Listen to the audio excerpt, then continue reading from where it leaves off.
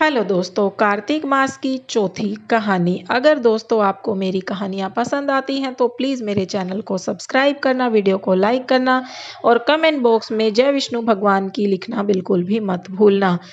तो शुरू करते हैं कार्तिक मास की चौथी कहानी। किसी गांव में एक बुढ़िया रहती थी। उसका एक बेटा व बहू भी उसके साथ रहते थे। कार्तिक का महीना जैसे ही आया तो बुढ़िया ने अपने बेटे से कहा कि वह कार्तिक स्नान के लिए जाएगी और 1 महीना वहीं रुकेगी। यह सुनकर उसके बेटे ने अपनी पत्नी से कहा कि माँ के लिए 30 लड्डू बनाकर दे दो ताकि वह पूजा पाठ करके कुछ खा सके। बहू ने गुस्से में आकर 30 लड्डू बनाकर दे दिए। बुढ़िया नदी किनारे कार्तिक स्नान को गई और वहीं पर एक किनारे पर झोपड़ी बनाकर रहने लगी।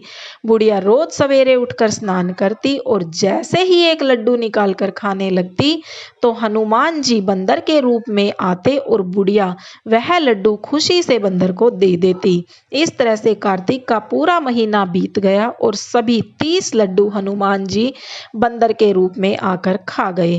कार्तिक का महीना समाप्त होने पर बुढ़िया वापस जाने को तैयार हुई तो हनुमान जी प्रकट हो गए। उन्होंने बुढ़िया की उस कुटिया की जगह एक आलीशान महल बनवा दिया। बुढ़िया का पूरा महल धन दौलत से भर गया। उसकी काया निरोगी हो गई।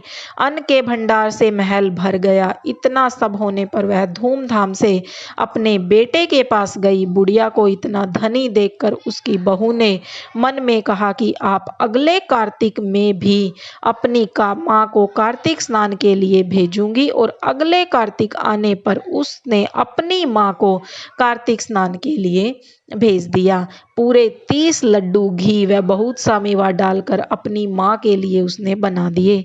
माँ कार्तिक स्नान करने के लिए गई और जैसे ही सुबह सवेरे नहाकर लड्डू खाने लगती तो हनुमान जी का बंदर का रूप धरकर उसके सामने बैठ जाते तो वह पत्थर मारकर उन्हें भगा देती और कहती कि इससे मेरा पेट ही नहीं भरा, मैं तुझे कैसे दूं। उसका रोज का यही क्रम 30 दिन तक चलता रहा। कार्तिक का महीना समाप्त हुआ तो हनुमान जी फिर से प्रकट हुए और उन्होंने बहू की माँ की कुटिया को कूड़े कचरे में बदल दिया और माँ को डूकर बना दिया।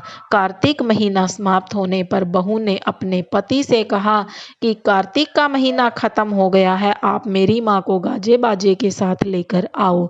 लड़का अपनी सास को गाजे बाजे के साथ लेने गया तो वहां देखता है कि कुटिया की जगह कूड़े का ढेर लगा है और उस पर उसकी माँ डूकर बनकर बैठी हुई है। लड़के को देख हनुमान जी प्रकट हुए और बोले कि बेटा, तुम्हारी माँ ने सच्चे मन से कार्तिक का स्नान किया था और पूजा पाठ की थी, इसलिए ही तुम्हारी माँ पर कार्तिक देवता का आशीर्वाद बरसा था। लेकिन तुम्हारी सास ने पापी मन से यह कार्य किया है और कार्तिक महीने में बेटी के घर का अन्न खाया है, इसलिए कार्तिक देवता इससे नाराज हुए जिससे यह डूकर बन गई। कहानी के बाद हाथ जोड़कर कहना चाहिए कि हे कार्तिक देवता, जैसे आप लड़के की माँ पर बरसे वैसे ही आप सब पर बरसना। सो दोस्तों, ये थी कार्तिक मास की चौथी कहानी। इससे आगे की कहानियाँ सुनने के लिए आप मेरे चैनल को कर लीजिए सब्सक्राइब। वीडियो अच्छी लगे तो वीडियो को लाइक करना और कमेंट बॉक्स में विष्णु भगवान की जय, तुलसी मैया की जय लिखना बिल्कुल भी मत भूलना। तो मिलते हैं एक ऐसी ही अच्छी और नई प्यारी सी इंटरेस्टिंग कहानी के साथ। तब तक ओम विष्णु देवाय नमः।